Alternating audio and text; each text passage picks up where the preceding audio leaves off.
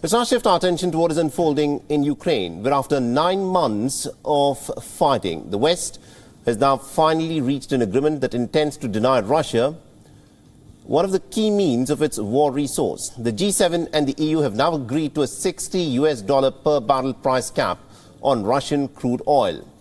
The price cap, previously negotiated on a political level between the G7 and the EU, will come into effect with an EU embargo on the Russian crude oil from Monday.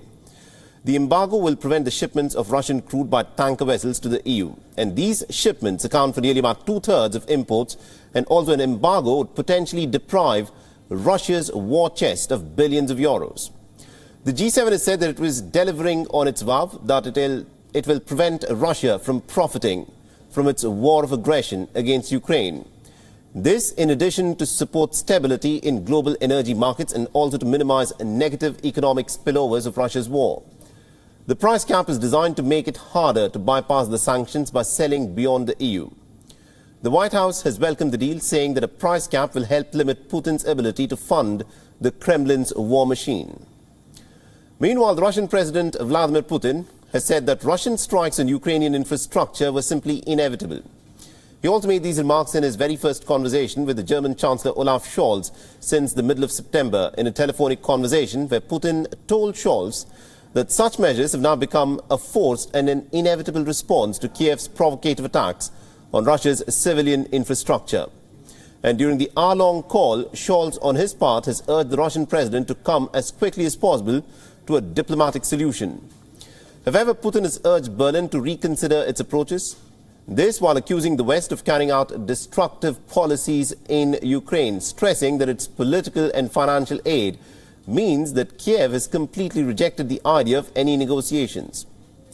The developments, of course, came round the same time when the White House released a statement saying that the United States president does not intend to speak to his Russian counterpart about ending the Ukraine war. The White House has also argued that conditions for such discussions currently simply do not exist.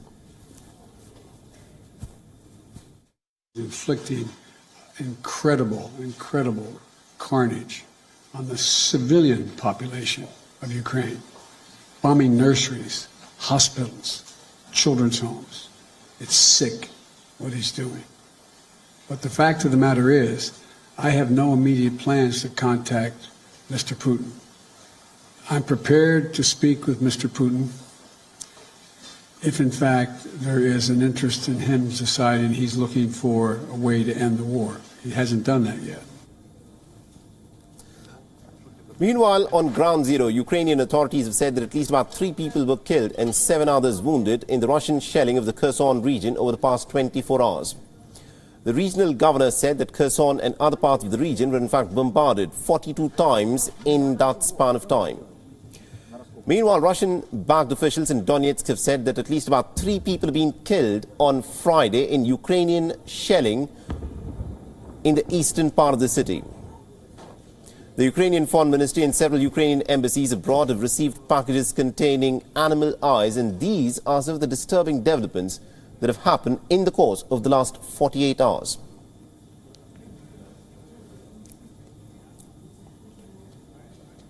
WION is now available in your country. Download the app now and get all the news on the move.